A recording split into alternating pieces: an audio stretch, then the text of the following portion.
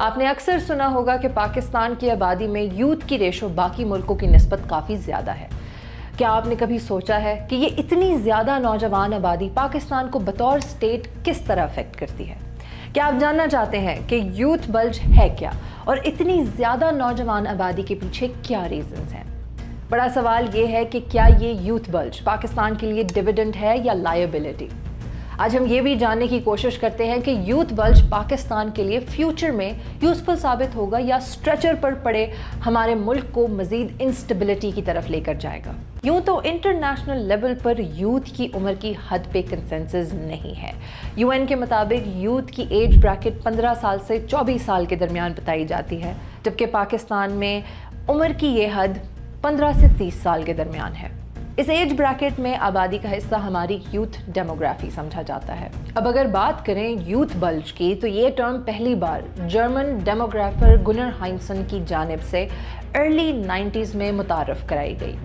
Youth bilge سے مراد کسی ملک میں باقی ایج گروپس کے مقابلے نوجوانوں کی تعداد کا غیر معمولی حد تک زیادہ ہونا ہے۔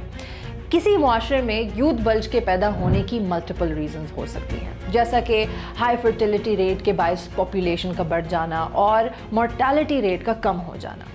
اس سے نئی نسل کے نمبرز اور پاپولیشن کی ریشو متاثر ہوتی ہے اور یوں یوتھ سوسائٹی کا ایک بڑا اور اہم حصہ بن جاتی ہے۔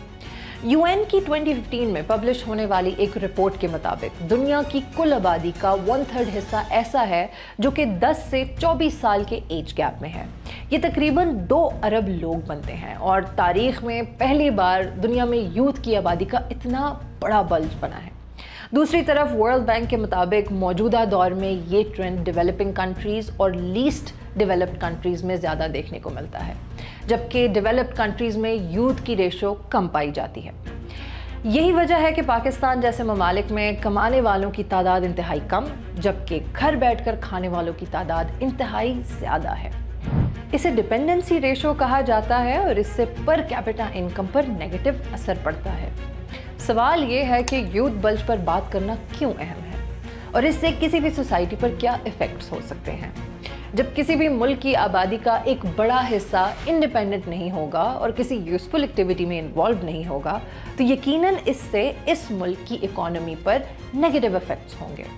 کاؤنسل آن فارن ریلیشنز کی ایک رپورٹ کے مطابق ڈیولپنگ کنٹریز میں یوتھ کی بڑی تعداد کی موجودگی کے باعث انٹرنل کانفلکٹس جنم لیتے ہیں۔ یہ ریسرچ واضح کرتی ہے کہ وہ ڈیولپنگ کنٹریز جہاں یوتھ بلج تو ہے لیکن اگر وہاں ان امپلائمنٹ زیادہ ہے اور پولیٹیکل کرائسس کا بھی شکار ہیں تو ایسے ملکوں کو سوشل انریسٹ اور وائلنس کا زیادہ خطرہ ہے۔ وجہ یہی بیان کی گئی ہے کہ ان امپلائمنٹ اور پیرنٹس پر لمبے عرصے تک ڈپینڈنٹ ہونے کے باعث نوجوانوں کی سیلف اسٹیم میں کمی آتی ہے اور فرسٹریشن کے باعث وہ ایسی ایکٹیویٹیز میں انوالو ہو جاتے ہیں جس سے معاشرہ کلیکٹیولی سفر کرتا ہے۔ کسی بھی سوسائٹی میں یوتھ بلج کا بہت اہم رول ہوتا ہے۔ اس سوسائٹی کے فیوچر کو لے کر اگر یوتھ بلج کو پراپرلی مینیج نہ کیا جائے تو وہ سوسائٹی سٹیبل نہیں رہ سکتی۔ جیسا کہ 18 سینچری میں فرانس میں آنے والے ریولوشن کے پیچھے ایک وجہ یہ بھی بتائی جاتی ہے کہ آبادی کے بڑھنے کے باعث بیسک نیسیسٹیز کی قیمتوں میں اضافہ ہوا۔ نوجوان آبادی کو پراپرلی مینیج نہ کیا گیا، یوتھ میں فرینچ مونارکی کے خلاف فرسٹریشن بڑھی، سوشل انریسٹ بڑھا جس نے ایونچولی ایک خونی انقلاب کو جنم دیا۔ یوتھ بلج کو ایفیکٹولی مینیج نہ کرنے کے لیے کانسیکوینسز کیا ہو سکتے ہیں، اس کی تازہ مثال 2010 میں شروع ہونے والی ایک ایسی تحریک تھی جس نے عرب دنیا کو ہلا کر رکھ دیا۔ جی ہاں، میں بات کر رہی ہوں عرب سپرنگ کی۔ اس میں بھی یوتھ کا سینٹرل کردار تھا اور اس کردار کے باعث مصر، تیونس، لیبیا اور یمن کی گورنمنٹس تک ٹاپل کر دی گئی۔ ضروری نہیں ہے کہ یوتھ صرف انقلاب ہی لائے بلکہ یوتھ سوشل چینج کی وجہ بھی بن سکتی ہے۔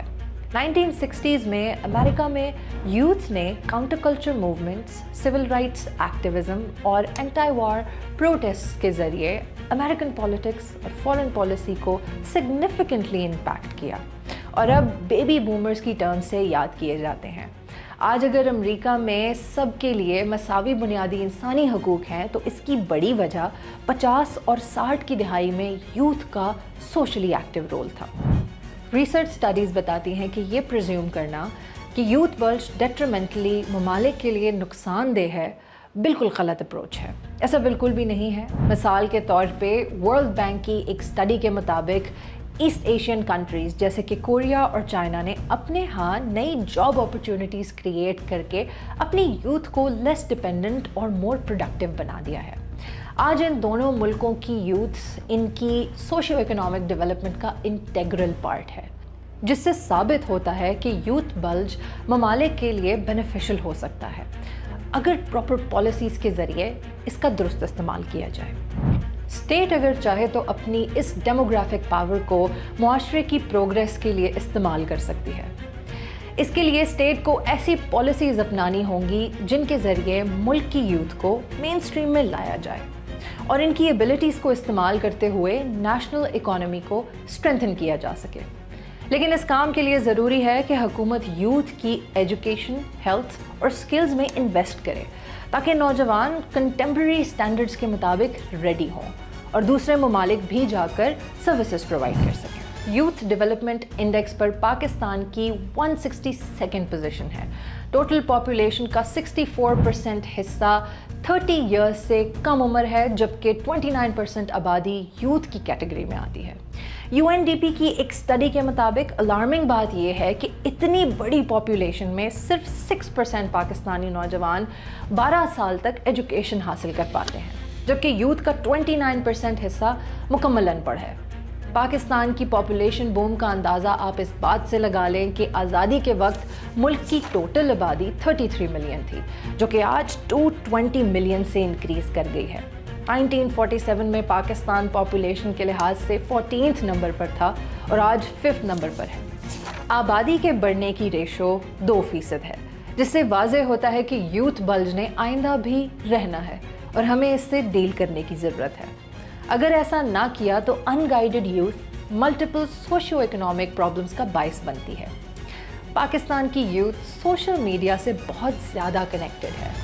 اس وقت پاکستان میں almost 73 million active social media users ہیں، جس میں میجورٹی یوتھ ہے.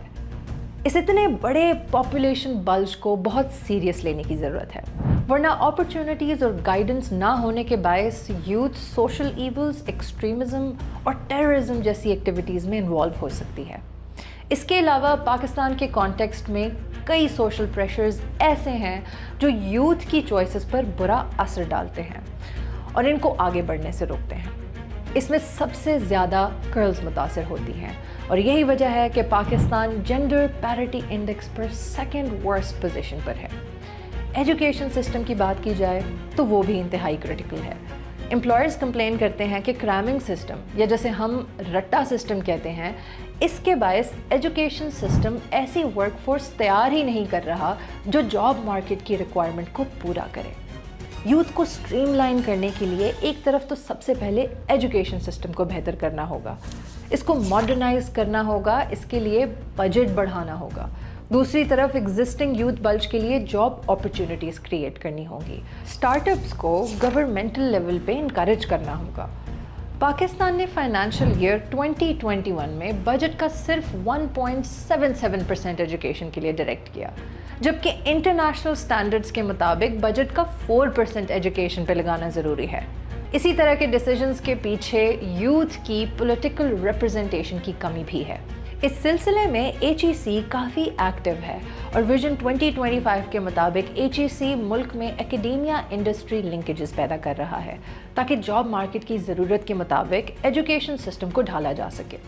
ملیشیا کے 2 ٹریک ایجوکیشن سسٹم میں اسٹوڈنٹس کی ایبلٹیز اور انٹرسٹ کو دیکھتے ہوئے انہیں یونیورسٹی ڈگری یا ووکیشنل ٹریننگ لینے کا مشورہ دیا جاتا ہے. ہمیں اپنے ایجوکیشن سسٹم کو ملیشیا کے سسٹم پر لانے کی ضرورت ہے. اس کے علاوہ حکومت کو چاہیے کہ ملک کے بڑے شہروں میں ٹیکنالوجی پارکس قائم کرے، یوتھ کو گلوبلی ان ڈیمانڈ سکلز بھی پرووائڈ کرے، یوتھ لیڈ سٹارٹ اپس کو پروموٹ کرے اور ایگریکلچر سیکٹر میں یوتھ کو سپورٹ پرووائڈ کرے. یوتھ بلج کو لے کر پاکستان بے شک ایک میک اور بریک سچویشن میں داخل ہو چکا ہے. ہمارا یوتھ بلج اب کوریا اور چائنا کی طرح ایک ڈویڈنڈ بن پاتا ہے یا ایک ایسی فرسٹریٹڈ لائبلٹی بن جاتا ہے جو ملک میں انسٹیبلٹی کا باعث بن سکتا ہے.